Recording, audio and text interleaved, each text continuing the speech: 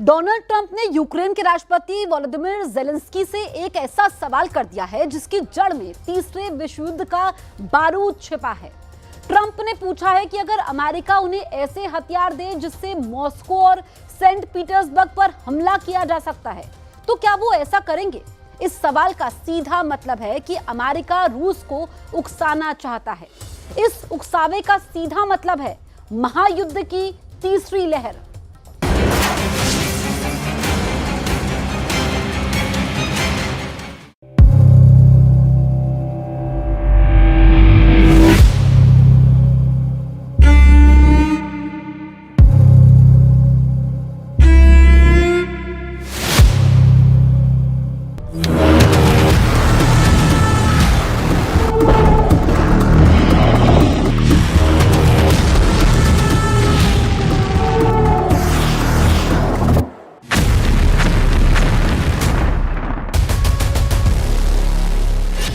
एक secret report ने दुनिया में हड़कंप मचा दिया है।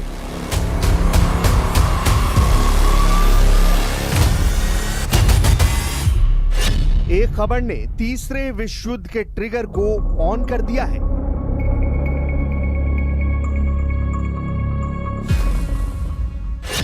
एक सवाल ने दुनिया के कई देशों को सन्न कर दिया है।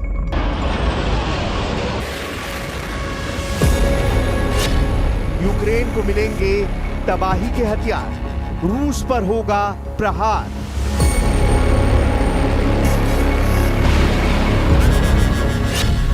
शांति वार्ता की ढाल, ट्रंप की नई चाल।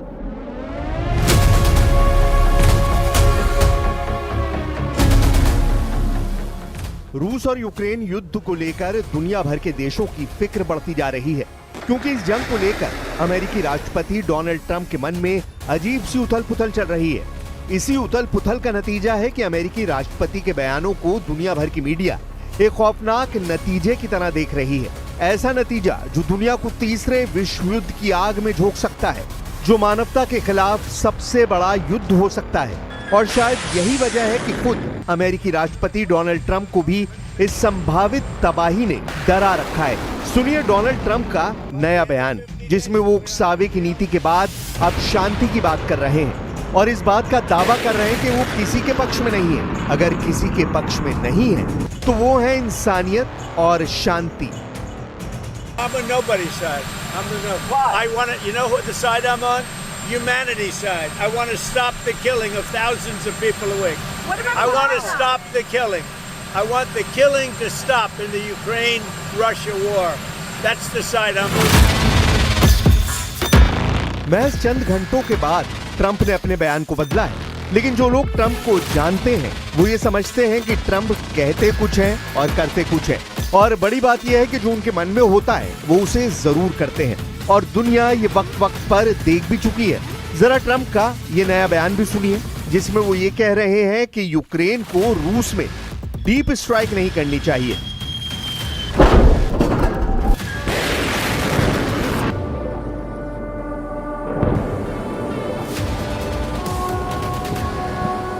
Should Zelensky target Moscow? Should Zelensky target Moscow, sir? Should Zelensky target Moscow or deeper into Russia? No, he shouldn't target Moscow. लेकिन यही कहानी में ट्विस्ट है, और वो ट्विस्ट इसलिए है क्योंकि ब्रिटिश अखबार फाइनेंशियल टाइम्स की एक रिपोर्ट ने दुनिया में सनसनी फैला दी है। ये एक ऐसी रिपोर्ट है जो बताती है कि इस वक्त दुनिया पर महायुद्ध की तीसरी लहर का खतरा किस कदर मंडरा रहा है, क्योंकि अमेरिकी राष्ट्रपति डोनाल्ड ट्रंप और यूक्रेन के राष्ट्रपति वोलोदिमीर ज़ेलेंस्की के बीच एक सीक्रेट टॉक हुई है। एक ऐसी सीक्रेट टॉक जिसका मकसद रूस में तबाही लाना है, और इस तबाही के लिए बाकायदा पूरा नक्शा तैयार किया जा चुका है। हथियारों के नाम सुझाए जा चुके हैं, जगह का नाम तय हो चुका है, बस वक्त तय होना है। फाइनेंशियल टाइम्स की रिपोर्ट के मुताबिक ट्रंप और ज़ेलेंस्की के बीच हुई इस गुप्त बातचीत में रूस पर हमले का एक ऐसा प्लान तैयार किया गया है जिसके जरिए न सिर्फ रूस की सामरिक शक्ति को चुनौती दी जानी है, बल्कि पुतिन के आत्मसम्मान को भी चोट पहुंचानी है। यही वजह है कि कुछ बेहद खास जगहों को लक्ष्य बनाकर रूस पर हमले की प्लानिंग बनाई गई है। ये रिपोर्ट बताती है कि उस सीक्रेट टॉक में अमेरिकी राष्ट्रपति डोनाल्ड ट्रंप ने ज़ेलेंस्की से रूस पर बड़े हमले करने को कहा है। उन्होंने यूक्रेन के राष्ट्रपति से सवाल पूछा है कि क्या यूक्रेन मॉस्को और सेंट पीटर्सबर्ग पर हमला कर सकता है। ट्रंप ने यह भी कहा है कि अगर अमेरिका यूक्रेन को ऐसे हथियार देता है तो क्या यूक्रेन इन जगहों पर हमला करेगा। ब्रिटिश अखबार में सूत्रों के हवाले से कहा गया है कि ट्रंप ने जेलेंस्की से रूस में डीप स्ट्राइक करने के बारे में पूछा है, यानी उनसे रूस में अंदर तक हमला करने के बारे में पूछा गया है। लेकिन ये खबर अभी की नहीं है। रिपोर्ट में भी कहा गया है कि अमेरिका के स्वतंत्रता दिवस के मौके पर 4 जुलाई को दोनों देशों के नेताओं के बीच बातचीत हुई और सबसे बड़ी बात ये कि जिस तरह से ट्रंप ने जेलेंस्की के हमले के बारे में सवाल किया तो जेलेंस्की की तरफ से हाँ बिल्कुल कहा गया, यानी रूस पर डीप स्ट्राइक के लिए यूक्रेन पूरी तरह तैयार है।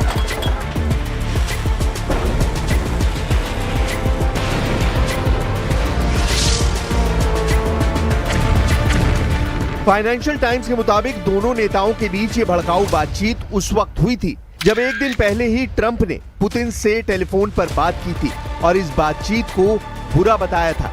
जानकारों के मुताबिक ये सवाल ट्रंप की बढ़ती हताशा और रूस को लेकर उनके आक्रामक होते रुख को दिखा रहा है। रूस के खिलाफ ट्रंप की लगातार बढ़ती खींच को कुछ घंटों पहले दिए गए बयान से भी समझा जा सकता है, जिसमें वो पुतिन को टारगेट कर रहे हैं और उनके खिलाफ मैसिव टैरिफ अटैक की धमकी दे रहे हैं। Pointed in President Putin because I thought we would have had a deal 2 months ago, but it doesn't seem to get there. So based on that, we're going to be doing secondary tariffs if we don't have a deal in 50 days. It's very simple. And they'll be at 100%. And that's the way it is. That can be more simple. It's just the way it is. I hope we don't have to do it.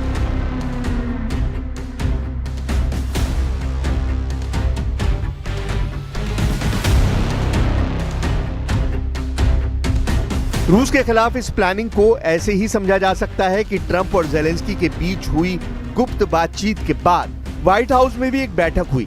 इस बैठक में NATO chief mark रूटे भी मौजूद थे। बैठक के बाद दोनों ने प्रेस कॉन्फ्रेंस की। इसी दौरान यूक्रेन को एडवांस्ड एयर डिफेंस सिस्टम और दूसरे हथियारों की डिलीवरी देने का ऐलान किया गया। यही नहीं, ट्रंप और नेटो चीफ की तरफ से ये भी चेतावनी दी गई कि अगर रूस ने 50 दिनों के अंदर युद्ध विराम या शांति समझौते की दिशा में कदम नहीं उठाया तो अमेरिका उन देशों पर प्रतिबंध लगाएगा जो रूस से तेल और गैस खरीदते हैं, जिसमें चीन और भारत जैसे देश शामिल हो सकते हैं।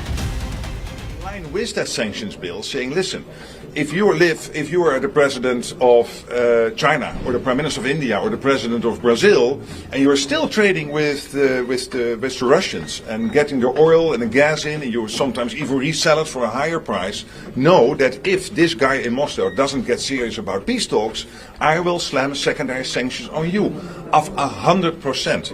So I'm sure they don't know yet what hit them.